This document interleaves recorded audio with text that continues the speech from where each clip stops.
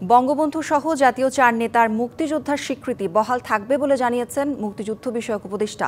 এই মুহূর্তে সচিবালয়ে কথা বলছেন তিনি, সরাসরি চলে যাচ্ছি সেখানে। কারণ এখানে মুক্তিযুদ্ধ সরকার আছে, প্রবাসী সরকার সুস্পষ্টভাবে লেখা আছে।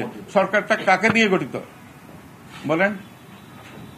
সরকারটা কাদের দিয়ে গঠিত? আপনি যাদের কথা বললেন তাদেরকে দিয়ে সরকারটা গঠিত।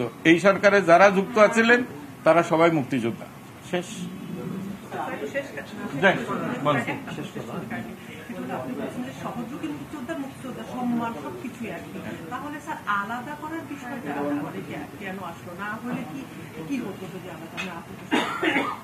আলাদা হওয়ার বিষয়টার পিছনে কারণটা হচ্ছে, একটা হচ্ছে মুক্তিযোদ্ধাদের দাবি, যারা রণাঙ্গনে সরাসরি যুদ্ধ করেছে।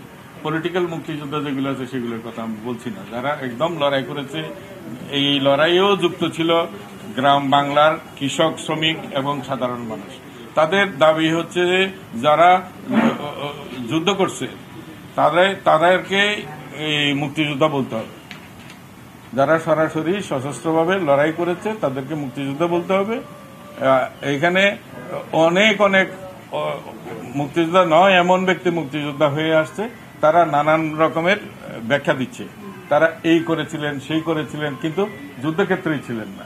তো এটা নিয়ে তাদের মধ্যে কন্ট্রোভার্সি দেখা দিই। প্রক্রিয়া তো স্যার আলাদা। আপনি নিজেও খেতাবপ্রাপ্ত মুক্তিযোদ্ধা, আপনার জন্য যখন বিদেশে থেকে এখন যাকে আপনি সহযোগী বলছেন বা সহ মুক্তিযোদ্ধা বলছেন, শব্দটা যাই হোক, তিনি যখন ফান্ড কালেক্ট করে দিয়েছেন সেটাও তো এক ধরনের স্যার অংশগ্রহণ ছিল। নগদ পেমেন্টে 500 টাকা পর্যন্ত ক্যাশব্যাক আর লেনদেনে প্রতিদিন ডিপ ফ্রিজ এবং ঘন্টায় ঘন্টায় এসি, টিভি সহ দারুণ সব গিফট। পুরা জাতি মুক্তিযোদ্ধা, এইটাতে আমার আর কোনো ব্যাখ্যা নাই। আমরা যদি জাতিগতভাবে মুক্তিযুদ্ধ না করতাম এই যুদ্ধে আমরা সফল হইতাম না, আমরা জিততাম না, বিজয়ী হইতাম না। ধন্যবাদ।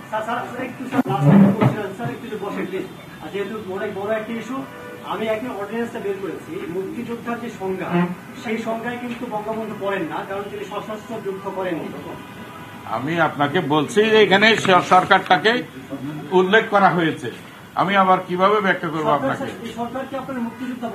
বলেছি, সুস্পষ্টভাবে বলেছি। আসেন আপনি আমার কাছে, হ্যাঁ অনেক ক্যামেরায় দেখছে, আপনি আমার কাছে আসুন, আমি আপনাকে দেখাচ্ছি। এই যে আসেন, এই যে এখানে এইটা আসেন না, আপনি দেখাচ্ছি। আমি করে দিব, হ্যাঁ করে দেব। আচ্ছা, প্রবাসী ওইটুকুই পড়ছি নাকি সম্পূর্ণটা পড়বো? ওই অংশটুকু বলছি। প্রবাসী বাংলাদেশ সরকার উইদিন ব্র্যাকেট মুজিবনগর সরকার ও উক্ত সরকার কর্তৃক স্বীকৃত, শুধু মুক্তিযুদ্ধ সরকার নয়, এই সরকার দ্বারাই স্বীকৃত অন্যান্য বাহিনী, নৌ কমান্ডো, কিলিও ফোর্স, আনসার সদস্য এবং বাংলাদেশের নিম্নবর্ণিত নাগরিকরাও বীর মুক্তিযোদ্ধা হিসেবে অন্তর্ভুক্ত হবেন। মানে ওই সরকার ইটসেলফ নিজেই এবং তার দ্বারাই স্বীকৃত অন্য সব বাহিনী তারাও মুক্তিযোদ্ধা হবে। জি, থ্যাংক ইউ।